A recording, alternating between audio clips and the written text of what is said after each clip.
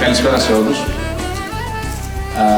My name is Sakis Gekas and I'm the HFF Chair in Modern Greek History at York University. It's a pleasure to welcome all of you to the second part of the 4th Greek-Canadian Studies Conference that we organize every year at York with the team that you're going to be able to meet and hear from.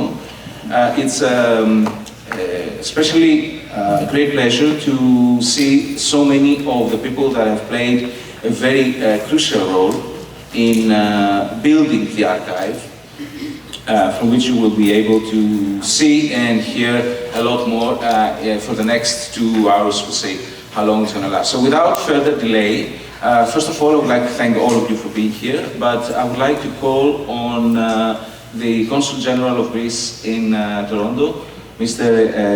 Yannis Hatzadounakis, to say a couple of words. Thank you.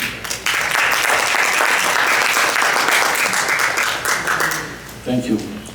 Σας ευχαριστώ πολύ, αγαπητέ κύριε Σάκη, αγαπητοί πρόεδρε της ελληνικής κοινότητας, αγαπητοί φίλες και φίλες. Είναι μια ιδιαίτερη τιμή και χαρά να είμαι εδώ μαζί σας, σε αυτή την διάλεξη που αφορά το πολύ σημαντικό έργο να κρατάμε αρχεία και να κρατάμε με αυτόν τον τρόπο ένα μέρος της ιστορίας του ελληνισμού στο εξωτερικό και ειδικά τώρα στο Τορόντο. Θα ήθελα να ευχαριστήσω και να συγχαρώ τον καθηγητή Γκέκα για όλη τη δουλειά που έχει κάνει μέχρι τώρα και για την παρουσίαση αυτή που θα μας δώσει και να μας εξηγήσει ακριβώς πώς έχει περάσει ο ελληνισμός από την Ελλάδα στον Καναδά και πώς εδώ συνεχίζει και ζει ένα κομμάτι της Ελλάδας.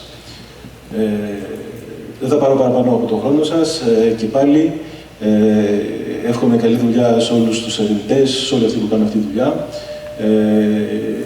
και να ξέρετε ότι το Γενικό Προξενείο από την πλευρά του είναι εδώ να σας βοηθήσει, να συλλέξετε και άλλα στοιχεία αν θέλετε μέσω των επαφών που έχουμε εδώ πέρα με τους Έλληνες πολίτες με μεγάλη ευχαρίστηση. Σας ευχαριστώ πολύ.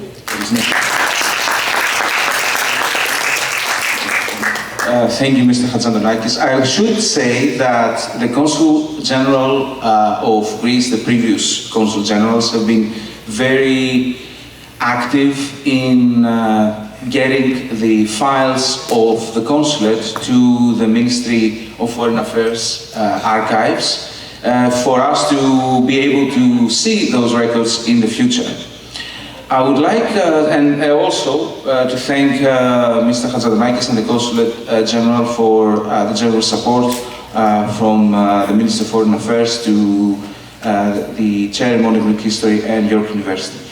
I would like also now to call on Maria Joao Marcial George, who is the Associate Dean Global and Community Engagement and the Faculty of Liberal Arts and Professional Studies, the faculty where our researchers work in, and she very kindly accepted our offer to come and say a few words. Maria Joao, please.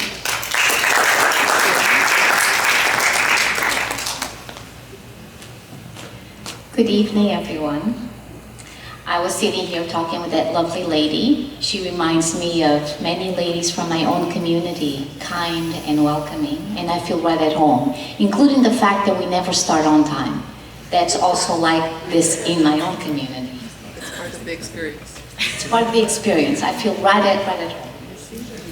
Good evening, everyone, and welcome to the final day of the 4th Greek-Canadian Studies Conference that started at York last week.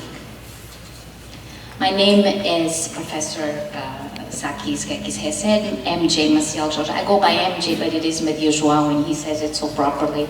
But English-speaking people, I'm also a Portuguese Canadian. They can't say Maria João, they try calling me Maria. I said, no, just go with MJ, then it saves us all a lot of trouble. I'm currently serving the faculty. It's my privilege to be here with you today, to serve my faculty as Associate Dean of Global and Community Engagement. It's a pleasure to see such a diverse group of individuals here. Donors, researchers, community members, and scholars gathered here to share commitment to enhancing our understanding of Canada's migrant and diasporic communities. I myself immigrated to Canada in 1989, and I deeply appreciate the significance of community and the diverse perspectives that each individual brings to the fabric of our society. It is crucial that we continue to foster an environment where these varied experiences are both acknowledged and celebrated. Before we begin today's session, I would also like to take a moment to express my gratitude to the Hellenic Heritage Foundation Chair of Modern Greek History, Professor Gekis, sitting here, and all the organizers for their hard work in ensuring the success of this conference. I would also like to thank the President of the Consul General of Greece in Toronto. I did not understand anything, but his job is to uplift the community and support you all, so I'm sure he said wonderful things. And this is truly a lovely space, so I would like to thank the president of this space.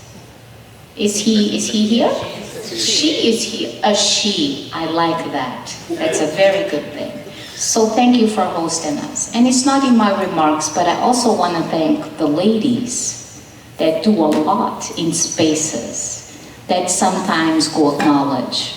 It's often the ladies that brew the coffee, that serve us drinks, that serve us meals, and they usually play a secondary role. And it's about time that a woman president might be willing to change that dynamic a little. I just like seeing men in aprons too. So. Over the past few days, we have engaged in meaningful discussions, exchanged knowledge, and explored the rich tapestry of experiences that shape this community. As members of York University, including scholars, students, public historians, archivists, and librarians, our collective aim has been to foster collaborative research projects, share valuable resources and expertise, and promote innovative teaching and public engagement.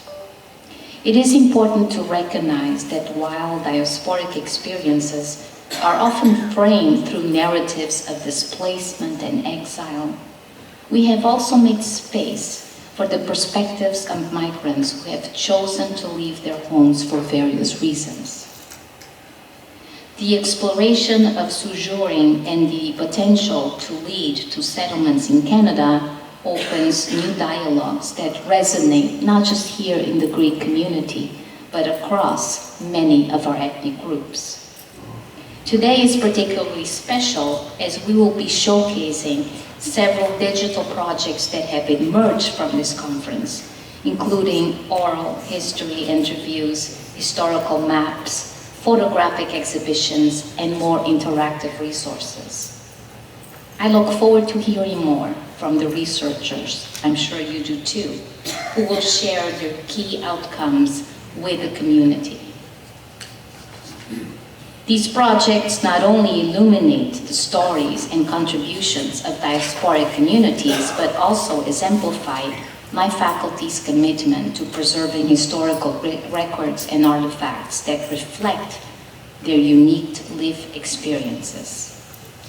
A special acknowledgement goes to the Hellenic Heritage Foundation Greek Canadian Archives, which plays a vital role in ensuring that the narratives of Greek Canadians, particularly those who have settled in Toronto and beyond, find a permanent home within the York University archives. This repository will serve our community's history for many years to come. As we conclude this conference, I want to express our gratitude to all of you, our donors, our community, whose supports make this work very possible. Your commitment allows us to deepen our understanding of diverse communities and ensures that we continue giving back and enriching the cultural heritage of Canada. Thank you all for being here, and I look forward to the inspiring presentations that follow today. Enjoy your evening.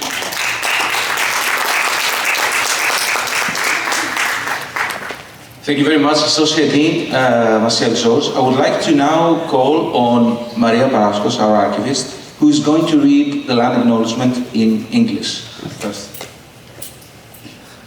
As we meet here today, we recognize that many Indigenous nations have long-standing relationships with the territories upon which we are located that precede the establishment of York University and the Greek community of Toronto.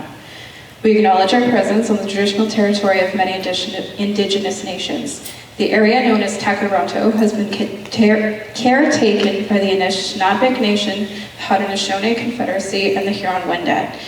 It is now home to many First Nations, Inuit, and Métis communities. We acknowledge the current treaty holders, the Mississaugas of the Credit First Nation. This territory is subject of the Dish with One Spoon Wampum Belt Covenant, an agreement to peaceably share and care for the Great Lakes regions.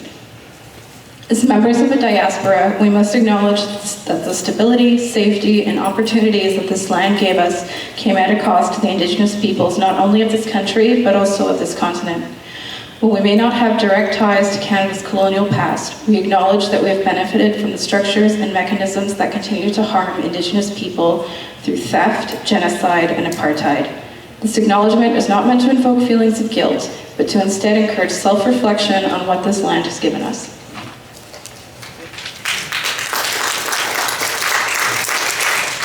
Thank you, Maria.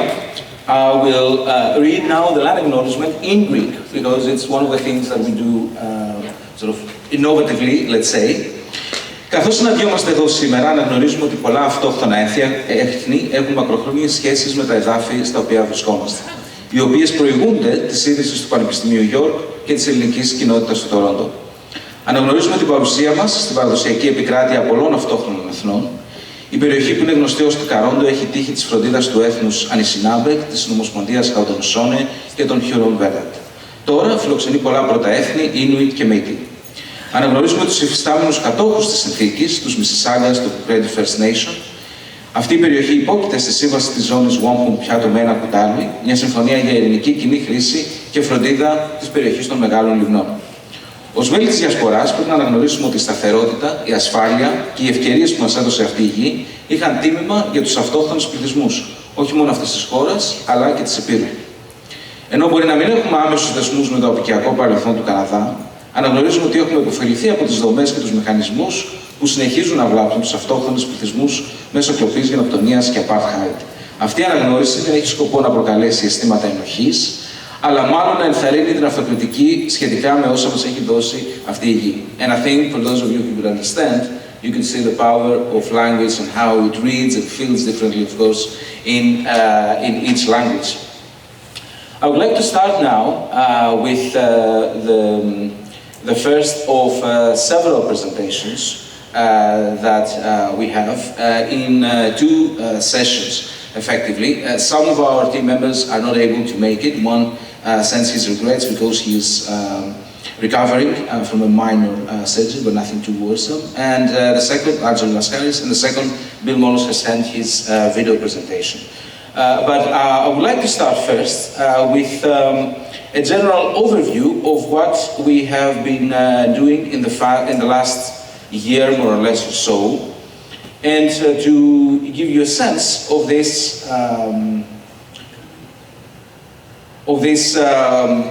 innovative in many ways project, but also collaborative effort that is financed by the Hellenic Heritage Foundation, and it is hosted at York.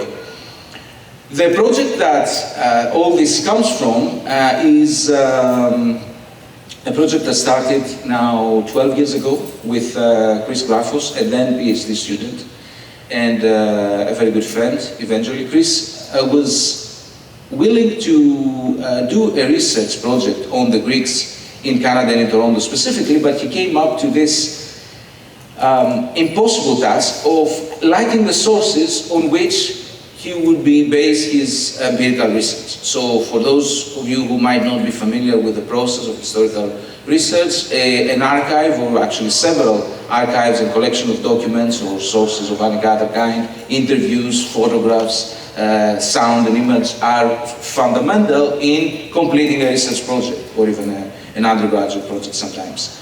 So following the work that our colleague who is still in York, at York, we were very fortunate to have him, Gilberto Fernandes, who started the Portuguese-Canadian History Project in 2010, Chris and I designed what will become the Greek-Canadian History Project.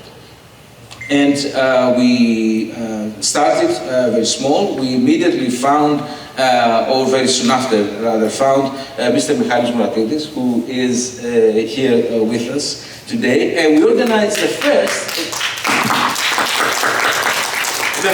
major exhibit for our purposes. Let's say about 11 years ago, almost a day.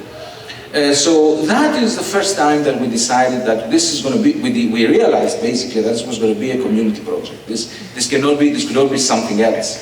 And in the following several years, the decision was made also to try and partner with the Hellenic Heritage Foundation, who is the long-standing partner in everything we do pretty much at York.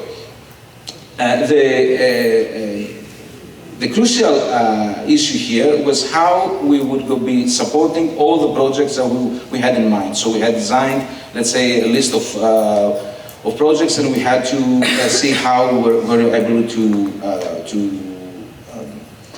move on with them. And it's an old story. I mean, I would like to spend not a very long time in this, but it goes back to, not in antiquity, let's say, but at least the 16th century, when some benefactors, in this case from the island of Corfu and a couple of other Ionian islands, were in the city of Venice, one of the world cities in the 16th century, of course, in terms of trade and information and ambience overall. And they found it, incidentally, just like here, St. George of the Greeks, as it's called, in a similar way that some Greeks about four centuries later would create their own St. George and their own way of giving back to the community, to their community, by financing education and several other projects. Now, this is a fairly famous photograph to several of you, and it is the story of, if you isolate the photograph, let's say, of some men who are owners of stores at the time, and the priest or the leader of the community, who in this building came and formed what became the first Greek community. Now, one of the characteristics, and for me very dynamic, if you like, aspects of this project, it is a public, as we call it, and also digital history project. So let me refer first to the public one. So it's not about the community in general and who participates. But some of the work that we do with HFF, with the Heritage Toronto and the City of Toronto in general, is to design these plaques, these historical plaques, on buildings that will give a permanent mark on the actual sites. And we decided, after several considerations and back and forth and thinking, to call this early Greek Orthodox community. Initially, I didn't like it very much, I must say, but then now I kind of grown to like it in a way, because it actually makes sense. That's exactly what it is. It's the early Greek Orthodox community with some photographs of the time and referring to the events that shaped this early history. What most people know about this early history of Greeks in Toronto is what I'm mostly interested in, I must say, not that I don't sort of care or don't participate in the research efforts to record the history of Greeks after 1950s, 60s and so on. But this early history of Greeks in Toronto is mostly focused in on the anti-Greek riots of 1918. And that is very unfair, I must say. It's very important, of course, ever since it became known. But it is fairly unfair because it has concentrated most of the interest of Greeks in Toronto, but also beyond. So if you ask, let's say, someone who's very informed in Greece, what do you know about Greeks in Toronto? They're probably going to know some relatives they have, and refer to those who came here in the 50s and 60s, or to this event that they might have come across in some website. And this was actually commemorated on another plaque in the area on the corner of Carlton and Young, where the first of these stores that was destroyed, White City Cafe, used to be located. Now, it is also a part of this effort to preserve the history of Greeks in Toronto, but also rethink it and also record its various afterlives of an event. Because there are, not only in the construction of a plaque by our team, let's say, and with here at Toronto, but also the realization that some of these things are very ephemeral, especially in a city like Toronto, because due to construction, this plaque has now disappeared. So we are still looking for it, let's say, and here Toronto has promised to sort of restore it to its original position. That's how long it lasted. We also look at how these events are interpreted, and only recently, only last month, I had the chance to finally interview and record his story, not only about the events of anti-Greek riot of 1918, of John Burry, seen here, giving an interview, and the creator, the filmmaker and producer of the documentary Violent August, which made the event so popular and well known. And some of the things that John told, or retold actually, on record this time, was many Greeks were unaware of the fact that this had happened, not only recently, but also even a few years after the event. So it was very quietly, very quickly silenced, if you like, by the community of Greeks, which fairly quickly moved to other activities. So it becomes a much more, let's say, mainstream community, if you like, especially because the event had actually stigmatized them, so to speak. So here you can see the American Hellenic Educational Progressive Association of Toronto, which was founded in 1928, so barely 6 years after the original creation of the HEPA in Atlanta, Georgia. Then there is the HEPA Toronto created, and they are already planning, from what they tell us, to commemorate this centennial. But some of the things that we do, as you will hear in a minute from our team members, have to do with collection of various data, various pieces of information and sources, such as the census of 1921 and eventually 1931. And I'm extremely fortunate to have a very good friend and colleague, Petros Peklivanoglu, who, when he's not playing bouzouki or practicing for the Tarafi Rebetika band, he's also a health scientist at St. Kitts Hospital at the University of Toronto. He's also extremely good with statistics, and he was able to help me work with the census of 1921 and soon with the census of 1931, where we will try to find how many Greeks can we see recorded in those census, not as a general number. Now we have the aggregate. Okay, there were 5,000 about 1921, just a few less than 5,000, and barely 10,000 recorded in 1931. But where do they live? What are their names? Where do they come from? When? How many children do they have? And how much money did they earn per year? All this recorded.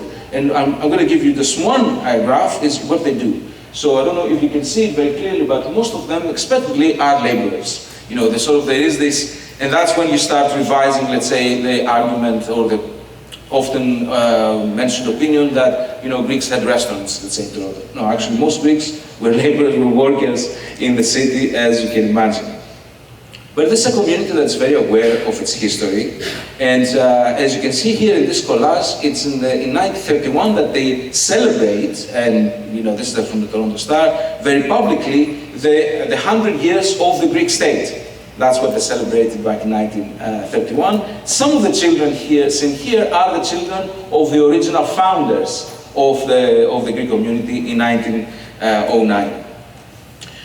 Greeks, that's the other thing we look at in the census. It matters where they come from, not only because for historical reasons, but these are issues of identity that emerge. And we know that not only because of the the different attitudes they have in terms of customs or traditions, let's say, but also in the politics of these people. The fact that the Greeks were targeted in August 1918, for example, doesn't have to do generally with the fact that they were Greeks, but because many Greeks came from Asia Minor and were targeted as Turkish Greeks. And that, for the people who targeted them, mostly, as you will know, veterans from World War I, was enough to bring the wrath of the mob, let's say, in August 1918. So it matters how people identify, and you have, for instance, again, this period of 1910s, 1920s, you have two communities, one of Greeks from Greece and one of Greeks from Asia Minor, precisely because they share different political as well as cultural characteristics. I'm not going to refer very much to the school and the making of Greek identities. We had this discussion with colleague Themis Aragosteas the other day and his presentation of the monk school, and this sense of, how do we preserve, as the language is often, the word often mentioned, how to preserve the Greek language, is something that I often tell colleagues and people here, this is exactly what people talk about since the 1920s. It doesn't change very much, because there's this concern of what's going to happen to our kids and whether they're going to be speaking Greek as we do. Greeks eventually, and I'm giving you some examples of the collections that eventually will be housed as digitized files also in our archives, they find their way they insert themselves, so to speak, in the city's history. Not only in the steps of the school of St. George here, this is the church that was built for a synagogue, as many of you will know, but then it was converted to a Greek Orthodox church in 1938. And finally, it is a great, again, fortune that's how, and I'm going to give you an example of how we combine resources. We have events that are important for Greece, because the Greeks of Canada, as well as the Greeks of the United States, mobilized to support the suffering people of Greece during the German occupation, but also after the liberation and during the Civil War and up the way to the 1950s. And the way they do that is by fundraising through the Red Cross, also, and through the Greek War Relief Fund. So we could hardly believe it when we met Ms. Koulalekas. Some of you will know her, who is in the amazing age of 99 years old. And she was actually fundraising with those girls back in the 1940s. I mean, that's how old it is. And I often tell her, you tell us about things that we only see in black and white photographs. And she her story in 3 interviews actually is one of the many amazing stories we have in the Greek Canadian archives and the oral history collection that you will soon hear about. So, closing, I would just say that the collections that we have from the Toronto Telegram, for instance, at York University, Clara Thomas Archives and Special Collections, are those collections that existed before any of us gets interested in this, but we're now bringing together to form a Greek Canadian archives. There is always, I mean, for many of us, not for everyone, we shouldn't generalize, there's also a connection with what happens in Greece, how Canada is perceived in Greece. And very few people will know that there is a street, Mackenzie King, in Thessaloniki, for instance, and a little square right next to Hagia Sophia, the Canada, dedicated to Canada and Greek relations. Eventually, as again several of you will know, thanks to Mr. Michalis Moratidis and his books on the history of Greeks in Toronto, Greeks find themselves in the public space. So while up until the 1930s, events such as March 25th was commemorated, celebrated in a city hall, in a city theater, such as Massey Hall, for example, the event that really changes perceptions and moves very quickly Greeks from the anti-Greek riot of 1918 to celebrate it as Canada's best allies is the participation of Greece in World War II. And the defense of the Allied cause, let's say, in the mountains of Albania against the Italian invasion. So to celebrate the takeover of Korytsa in November 1940, Greeks for the first time were invited outside in the city hall to celebrate something that continues later on here from 1951. You actually see for those, such as Victoria, for instance, that is interested in the history of photography, you can see in the description of how the photograph was taken and how the description of how it was going to be used. And finally, I would just say a few outcomes of this digital public history project that we've had, that it's created this amazing, and I should thank them, all of them, everyone individually, between researchers that you will see what I mean in a minute, but also between partners. So the Hellenic Heritage Foundation, already existing a very solid relationship, it was elevated, I think, to a completely different level when we are now engaged in producing podcast episodes, historical walks, exhibitions, and so on. Also to the Greek community, and I would like to thank Ms. Petris-Koutaki again for all the support that she's given, but also other partners such as the Greek press. Dimitris just arrived, so thanks again for all the support. This is what I mean by having a community project. So beyond the time I have, I should also mention very briefly that there is collaborations in the making and existing and producing some results with colleagues in Australia, the US and the UK. But our target, like today, is non-academic audiences. So we always try to offer and for them to gain historical awareness through the digital and media activities that we do. Next steps, or how to continue, not to just to give back to the community, but continue giving. I've outlined a few examples. The oral history, I'm just going to give you a brief note here of what you will hear. The oral history collection, the storytellers as we call them, it keeps growing, and we'd like to invite you to consider participating or tell someone you know about the work we do. The podcast, The History of Greeks in Canada, is also in the making. It's a very efficient, as you probably know, indirect way of getting to people's ears, literally, and providing this historical awareness. And generally, more educational material for the TDSP. We're thrilled, I should say, and I should thank also the HFF for all the work they did, for providing to 24 groups of TDSP schools a historical walk of the Danforth this past March. This is the kind of things that Chris Graffos and I were dreaming of if we were started saying, okay, how about we try to get together material for the historical walk? And finally, it's finding its way to TDSP schools.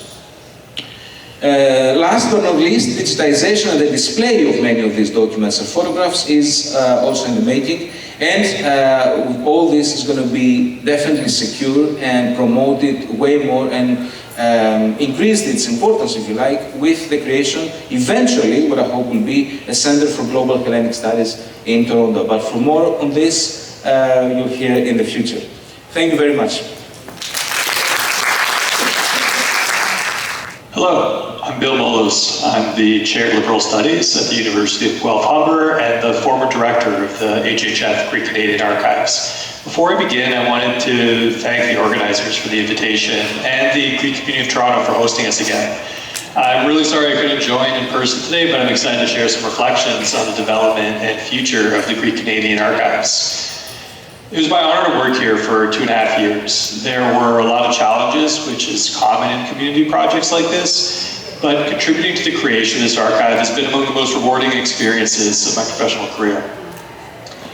I was asked to speak a bit about what we accomplished from late 2023 until I departed earlier this year. Before I do so, I have to acknowledge my predecessors in the Greek Canadian History Project, who did the hard work of earning the trust of stewards, donors, and colleagues. It was the GCHP that secured funding, cultivated community trust, and established relationships with early donors. When I began at the archives, I felt it was important to honor and maintain the legacy of the GCHP, which continues to have a digital presence.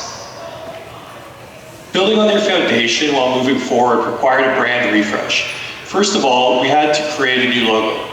For the many good options, we settled on one created by Mary Gavros. We selected it because it went beyond the stereotypical or obvious and signaled an orientation and an ethos for the archive. The entangled letters recall the manthos, evoking the evolving and intertwined experiences of our Greek and Canadian identities. The incomplete A suggests an archive coming into being, To me, this logo communicates a commitment to embracing multiplicity, ambiguity, and openness to evolving identities. It makes clear that we weren't just seeking pictures of parades and Easter services. We weren't looking for the essence of Greek Canadianness, because there isn't one. Instead, we were creating a space to explore the diverse ways we engage with our Greekness and express it in Canada. At the same time, we worked to organize the various researchers broadly engaged in Greek and Greek Canadian studies in common purpose. Professor Gekas' Greeks in Canada project offered a strategic vision and support for students. So we positioned the Greek Canadian Archives as a platform for researchers from different disciplines to collaborate around shared interests. And we established a critical research mass. Together, this research team has conducted 129 oral history interviews across 4 projects and 2 countries. We created a digital oral history archive to host them, and this resource will be used by students and researchers for years to come. We enlisted Professor Arabositas students to transcribe and translate interviews. The team also developed metadata to make interviews searchable by categories, decade, location, and most importantly, keywords. This means that you can search for figures like Leonidas Polymenakos or Andreas Papandreou and watch interviews that reference them. Over the past 3 years, the archives organized 4 small conferences to showcase our work and invite other researchers into the project. To my knowledge, our second Greek Canadian Studies Conference was the first event in Canada that sought out experts and amateur historians from Australia, Canada, and the United States to explore the Greek diaspora experience through a global lens. Additionally, we established Iplatia, an online blog for new voices to share their stories and insights on the Greek Canadian experience. At last week's conference, we heard comments about the need to promote stories of diversity. So I hope more people who don't feel represented in dominant community narratives will be inspired to contribute to this space. Finally, public outreach was central to our mission from the start. We created a website that prospective students, researchers, and the community could visit that listed all of our physical holdings alongside the various projects in modern Greek and Greek Canadian studies underway at York University. In my first year in the role, we expanded our digital outreach, creating pages on Facebook, Instagram, X, and LinkedIn to promote new acquisitions and research. We also created a YouTube page, which has surprisingly accumulated nearly 6,500 views. We made contacts with Greek diaspora newspapers in Canada, Greece, Australia, and the United States, all of whom published articles on our work. Among the most important projects were our donor appreciation event and other outreach events, which allowed us to meet the community in person, where they were, discuss our work, and build trust in the team. Looking back at the 2.5 years I spent at York, I'm happy with what we accomplished. We acquired among the largest collections of Greek Canadian newspapers in the world.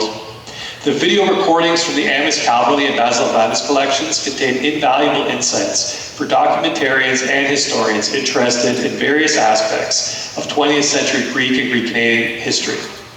The archives now hold audio recordings of interviews with community leaders, events organized by Professor George Daniel at U of T, as well as some contentious Greek community meetings. Additionally, it houses photos of diverse events and personalities, a wealth of information from regional and professional associations, and thousands of rare books. In short, it contains the Panikia's history. This is a community success. It's a product of partnerships, dedicated researchers, and dozens of people committed to preserving and narrating our shared history. Now, as we honor this legacy, a critical moment has arrived. We must take stock of these accomplishments and chart our course forward as a community with a shared vision. If our goal was to identify, assemble, and preserve materials related to the Greek Canadian experience, then we've succeeded and we can move on. But we've already done much more than that. We've preserved stories of migration and conflict. We've created spaces for reflection on our heritage, cultural identity, and complex history. We have started long overdue conversations. Most importantly, we have created new routes into Greek Canadian research for students interested in language, music, theater, and film. Without investment, individual researchers will continue their work, but the coordinated activity that has made Toronto's Hellenic study ecosystem prosper in recent years will cease. Sustaining this activity requires investment. It requires stakeholders willing to listen to university colleagues who share their goals. It requires a model like York's Jewish Studies Center. It requires an endowment to pay for the faculty, staff, and space necessary to continue this work, as well as an acknowledgement that hiring contract faculty and staff creates revolving doors that kill momentum and deplete institutional memory. Most importantly, it requires an acknowledgement that donations into Toronto's Hellenic Studies ecosystem have made Toronto a center of research and scholarship, and this work must continue.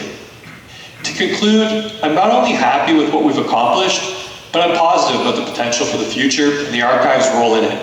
I believe in the team Professor Gekas has assembled and wish them the very best. Goodbye for now, kalo kalokere, and I hope to see everyone at the next Greek Canadian Archives event. Thank you very much.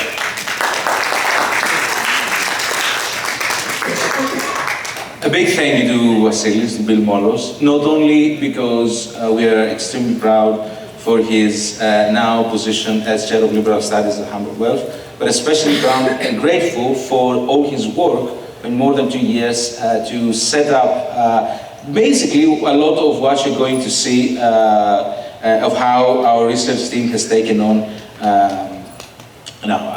from then on. Maria Paraschos is the agent archivist at York University Libraries, who is going to give us the physical holdings update at the Clark Thomas Archives and Special Collections. I haven't even started yet. You might not like this. Don't clap. Okay, so yes, my name is Maria Parashos, or Maria Parashou in Greek. And I will be giving an update on the physical holdings. I know we've been talking a lot about digital, but we also have physical holdings in the HFF GCA. So I'm going to have 3 parts to this presentation. The first part, I will go over updates in the archival holdings and also walk everyone through what that work entails. A lot of the work that I do is kind of behind the scenes, so I kind of want to pull back the curtain and show everybody how the Lucaniko is made, so to speak. Then in part 2, I will go over the cataloging work that's taken place with these special collections holdings by the Clara Thomas Archives and Cataloging Assistant. And finally, in part 3, I will go over how you can access these materials. Okay, so first part, archives. So here I have just a little graphic. Yes, it's up there, okay. I have a little graphic here showing kind of the different processes. So the first step is donation, and that's where materials to the archive are donated, and then within the archive we assign them an accession number and a FOM number if they don't already have one. Then we go through inventory and rehousing. So inventory is where we go through all the materials and assign them a file or item number that will make them more easily retrievable. And then rehousing is the process of putting these materials into appropriate archival containers that will preserve the materials for long-term storage. The third step is arrangement description, and that is the bread and butter of an archivist's training and daily work. So it's a 2-step process. Arrangement is the process of organizing materials with respect to their provenance and original order. This then preserves the material's context and provides researchers with more of a historical context of how those records were created and maintained and used throughout their lifetime. And then this is followed by description, which is essentially the process of creating a finding aid that combines the file and item numbers from the inventory and rehousing step with the arrangement steps. And it's this process that finally makes archival materials accessible for research, as the finding aids from this step are then used by the researchers to actually search for materials in the archive. Digitization is a complementary process that also works to make archival materials more accessible by putting them online in digital repositories. I should stress here that not all materials are digitized. It would be really nice to do that, but it takes a lot of resources to digitize, not only digitize them, but then also to maintain those digital platforms where they're stored. So priority is given to materials that are only accessible through obsolete playback equipment or to material that's fragile or in danger of being damaged if they're handled too much. So in the next few slides, I'm going to go through each step and talk about where our archival materials are in this process for 2024-2025. So new archival donations, first of all, Mr. Michalis Moratidis last year gave us an amazing donation of the largest collection of Greek Canadian newspapers. This also included some archival materials that I've been working on, so I wanted to highlight that. So within that donation, we have some textual records that includes a variety of association records, phone guides, and newspaper and magazine clippings. We have the donation by the Hellenic Canadian Lawyers Association, and that's 3 meters of textual records that document the activities of the association. Sandrinos donated 2 bound volumes documenting the official state visit of Andreas Papandreou in 1983. Marina Sturgiu donated 0.3 meters of textual records. That includes financial reports, ledgers, newspaper clippings, and event programs for clergy laity assemblies and Philoptochos conferences, and as well as 43 color photographs from these events that she assembled in a scrapbook. Tula Alexopoulos also donated 2 photographs from Bill Davies' visit to Greece in the 80s. And finally, we have the George Staniel 2024 accession, although we also just recently, today, actually got a donation of LPs. I'll talk more about that next year's update once I have a chance to go through them. But the 2024 accession is made up of 5,886 color slides, 24 black and white photographs, 0.4 meters of textual records, and 2 audio reels. As always, we're grateful to donors for trusting us with these materials and for their contribution to an ever-growing body of research on Greek Canadian history. So let me just give everybody a round of applause. Okay, so then the next step, inventory and rehousing. Here I want to highlight 2 significant projects that we were able to accomplish this year, with the help not only of the Clara Thomas Archives Special Collections student workers, but also with the HFF GCA affiliated researchers that are sitting here to my right. So with the Basil of Vermes Fund, which is actually pictured here, we successfully rehoused 2,700 plus tapes of various formats into 209 boxes and completed an inventory of these boxes. Before this was undertaken, all we had to go off of was that there was 81 moving boxes full of various tape formats and no way of knowing how many total tapes there were and what formats they were in, but now we have 209 clear labeled boxes with an exact count of what is in them with item labels. And then with the assistance of Professor Sakis Gekas, PhD candidates Alex Balasis, Angela Lascaris, and Victoria Rigos Domenico, as well as undergraduate student Alex Koutakos, we successfully captured an inventory of all 2,726 tapes. I'll repeat that number again, 2,726 tapes. And I've been using this information to develop the finding aid that we'll talk about in the next step. And then another rehousing project we completed this year was the re-sleeving of the thousands of photographs that are in the Dimitri Mantalis phone and categorizing those around rough decades so that I can then arrange and describe them as well. Okay, so for arrangement description, these photos here are just kind of showing the process. So we go from chaos to order, and then in a way that we can actually search for them. The last photo there is what our online database looks like.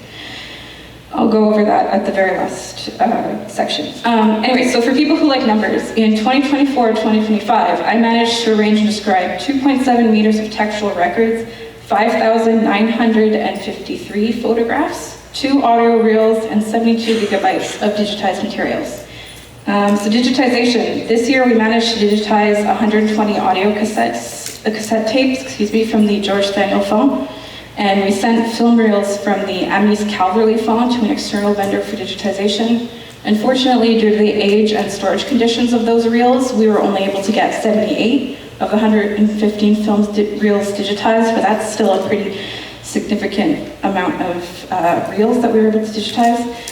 And right now, I'm currently in the process of digitizing the 35 audio cassettes from the 2023 George Papadopoulos accession, as well as 2 audio reels from the 2024 George Staniel accession. And the final step in digitizing, to get them into the York University Library Digital Repository. Yet another spreadsheet is filled out to populate that database, and then materials are put into a queue for upload by the Digital Assets Librarian at York University. Uploads are still pending, but the George Daniel audio cassettes that I just mentioned, the Stan Renos loan and the John Canis loan, as well as the Amis Calverley film reels are currently in the queue, so we're hoping by the end of the summer those will be up and available online.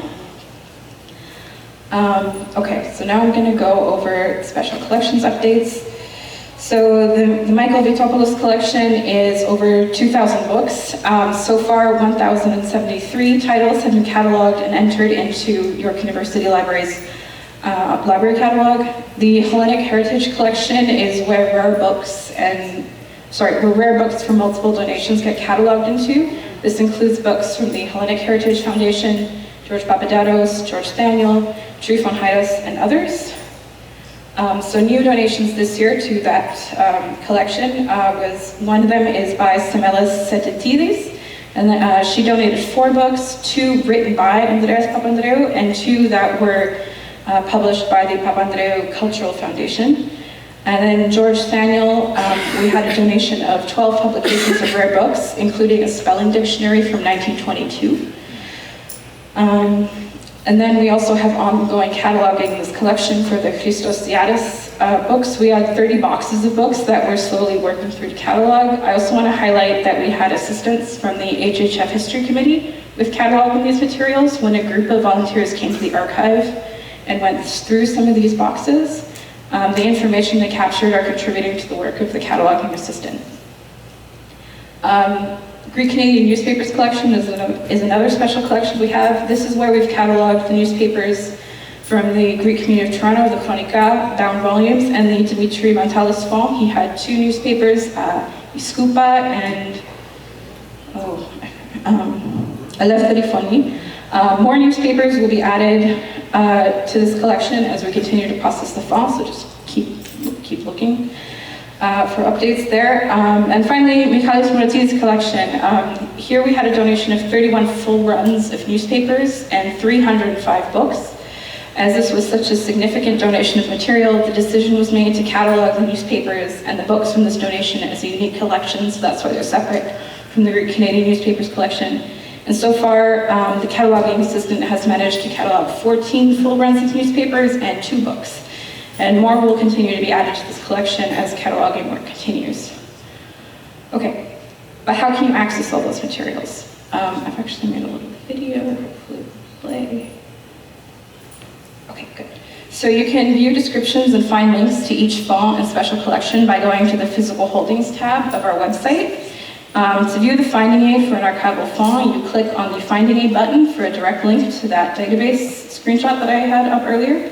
And if digitized copies of materials are available, there will be a link to the York University Digital Libraries. Click on the digitized materials button to access those. And then to view the library catalog for the special collections, just scroll down to the special collections section and click on the library catalog button for a direct link to that collection.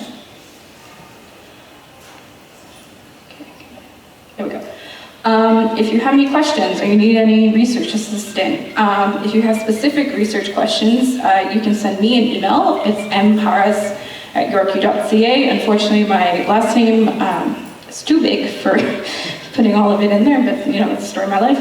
And then for any questions relating to booking a research appointment or the policies of Clara Thomas Archives and Special Collections, you would send an email to archives@yorku.ca. There's also a tutorial available through York University's library website on archival and special collections research in general, but I've also prepared a general guide specifically for the HFF GCA holdings. So if you'd like a copy of that, just send me an email again at mparas@yorku.ca. And that's it for me. Yes. Thank you, everyone.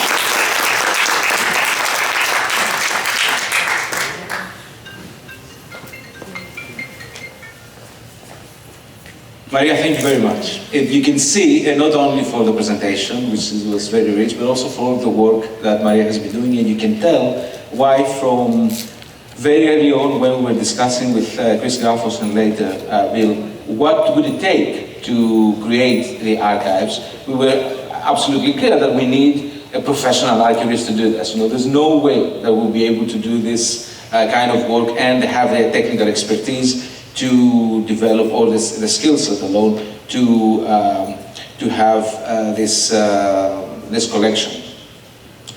I would like now ask Theo Xenofontos, who is our Film and Media Studies member of the research team, who is going to talk about film as mediated on the oral history collection, his own project of creating an archive of film and a repository of narratives from Greek and some Turkish Cypriots, Canadian Greek and Turkish Cypriots. Theo, please. So, hi everyone, my name is Theo Xenofontos, and I'm the Principal Investigator for Film as Mediator, cultivating a Cypriot-Canadian community audiovisual media archive. Today, I will be discussing the role a revamped oral history collection has played in helping me to articulate the findings of my research, thereby making the history of the Cypriot-Canadian diaspora legible to both scholars and our community as a whole. A little bit closer. In terms of methodology, Film as Mediator employs an approach that combines elements of archival theory, autoethnography, cinema and media studies, and oral history to redefine our understanding of the Cypriot diasporic experience in Canada. This project is firmly situated within the counter-archival turn as it seeks to disrupt conventional national narratives by making space for an underrepresented segment of Canadian society to utilize film and other forms of audiovisual media as a means of historicizing differently. Correspondingly, the focal point of this project is a collection of 22 semi-structured video interviews with Cypriot Canadians across various generations that connect the intertwined threads of personal history, familial history, communal history, sociocultural history, political history, film history, and film as history. In the process, interviewees were encouraged to provide photographs, such as you see here, home movies, and videotapes to use as memory triggers to delve deeper into their life story. These techniques demonstrate the role audiovisual media plays in both personal meaning-making and collective identity formation. The user-friendly design of our oral history collection allows scholars to easily find material most pertinent to their research needs through a robust infrastructure, which foregrounds the themes and topics that are not only unique to each project, but that also recur across projects. Accordingly, each interview has detailed metadata that includes categories, tags, decades, locations, occupations, parents' occupations, and names referenced. Each interview also includes timestamps that allows users to automatically go to the part of the interview they're most interested in without having to rewind, fast forward, or watch the entire video. It's a very useful feature, as many of our interviews are about an hour and a half to 2 hours on average, so if you just want to watch a 10-minute segment, it's very useful. For the purposes of my presentation, I would like to highlight the tags and timestamps as they have been the most crucial in helping me to interpret the findings of my dissertation while also elucidating parallel and intertwined histories that not only connect my interviewees to each other, but to connect Cypriot Canadians to the wider Greek Canadian population. In terms of tags, for the purposes of this presentation, I have divided them into two categories: non-Cypriot specific ones and Cypriot specific ones. The non-Cypriot specific tags demonstrate how Cypriot Canadian history intersects with broader world history, such as World War II, given that many of my older interviewees had fathers who fought in the Cyprus regiment of the British Army during that conflict. The non-Cypriot specific tags also show how Cypriot Canadians took part in organizations such as HFF, Goya, and the Greek community in Toronto, among others. I also made non-Cypriot specific tags such as English learning and labor union to highlight the common struggles that many immigrants face regardless of ethnicity. In terms of Cypriot specific tags, the most important are pre-1974 migration and post-1974 migration, as the reasons for migrating are what most separates the experiences of Cypriot Canadians from those of Greek Canadians. While Greek-Canadian migratory patterns can be roughly divided into pre-World War II migration and post-World War II migration, I found that this was not a suitable framework for the Cypriot Canadian diaspora, as the earliest instance of Cypriot migration I could trace in my interviews at least was in the mid-1950s as a result of the Ioka struggle. While Cypriot migration continued to increase throughout the 1960s due to the intercommunal violence between Greek and Turkish Cypriots, Cypriot migration expanded exponentially in the wake of the Turkish invasion of 1974. I also made tags that reference specific historical events, economic relations, ethnocultural associations, and lobbying groups. It is here I would like to thank my colleague Alexandros Palasis and Anna St. Nome from the Claire Thomas Archives and Social Collection for helping me to reword some of the Cypriot-specific tags to make them clearer. Okay. The process of timestamping was integral for finding linkages between themes, ideas, historical events, and direct connections between interviewees. This latter aspect was further heightened when I discovered a piece of lost media, a 1998 television documentary called Cyprus at the Crossroads. This led me to interviewing its director, Nick Christoforou, and finding out that another interviewee, Frida Iorandes, was one of the film's sponsors. The film was found on an old VHS tape recorded by fellow interviewee Theodoros Xenophontos, or better known to me as Papu. So anyways, the film is a riveting time capsule of what Cyprus was like in the late 1990s, what relations between Canada and Cyprus were like during that same period, and is a sad testament to how little progress has been made on the Cyprus issue between then and now. As a cinema and media studies major, I was most fascinated with how Nick's journey creating the film paralleled my own journey with my dissertation, as we both had the need to preserve our culture and its rich history through film. Cyprus at the Crossroads also contains a segment focusing on the work of the Cypriot filmmaker Panikos Christantou and how he uses film as a conduit for intercommunal dialogue. In the case of my dissertation, I've chosen to focus on two sets of interviews. The first is with Andreas and Cleo Franciscos. Andreas Franciscos was born in Bougazi, Cyprus in 1938. Cleo Franciscos was born in Famagusta, Cyprus in 1942. They married in 1971 and lived in Famagusta until the Turkish invasion forced them to flee. Cleo courageously gave birth to their second child amidst the invasion. In 1976, they migrated to Melville, Saskatchewan, before settling in Kingston in 1994. For the clip on our site, which is too long to show here, I chose to showcase the story of their migration to Melville as it connects the universal with the particular, as they discuss the common experience of culture shock that most immigrants have when coming to a new country, while at the same time, they foreground a unique distinction as being the only Cypriots in Melville. The clip closes with them recounting how they worked together with Greeks in Melville and surrounding towns to create a Greek school in nearby Yorkton, Saskatchewan. So it's nice because usually we mostly focus on Ontario, but to have Saskatchewan is nice too. The other interviewee I wanted to highlight on the public portion of the site is Stella Parfilio-Grasso. She was born in Ardaki, Cyprus in 1974, mere days before the junta-engineered coup. Following the Turkish invasion, she migrated with her parents to Canada. She is an author of children's novels and is an oral storyteller for Storytellers of Canada. In her clip, she discusses the Welsh concept of hiraeth and connects it to her personal story. Hiraeth is defined as a homesickness for a home to which you cannot return to, or a home which may never have existed in the first place beyond an idealized form.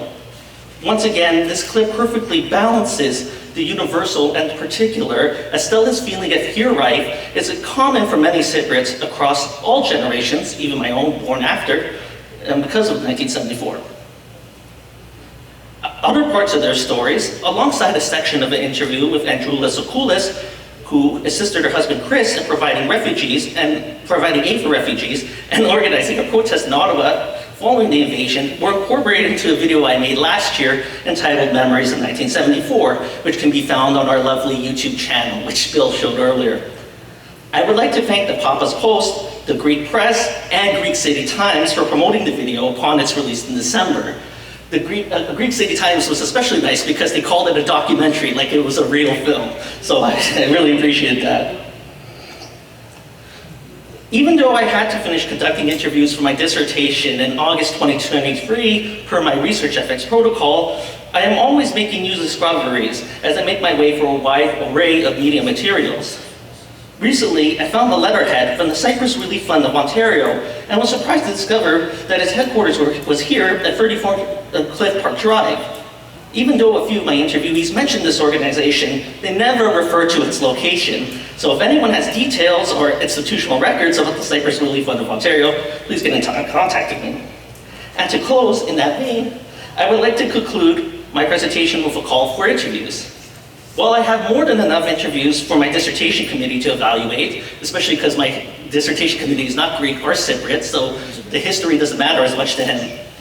Over the years of working with the team at the HFF Greek Canadian Archives, I've come to realize that preserving our history is more important than any single dissertation. And while I think the intergenerational component of my research is one of its main strengths, I'm also haunted by the fact that I did not interview enough of the older generation for that specific project. As such, if you are Greek Cypriots 70 and over, or know anyone in that age range, or close to that age range, you could be 68, it's fine, please contact me directly at theosenafon@gmail.com, or even call my number at 647-882-7126. Usually I don't like to give my number out, but I know the older generation prefers phones. So yeah, to be interviewed for Greeks in Canada. Now more than ever, it is important to document our history before it's too late. Thank you all for your time.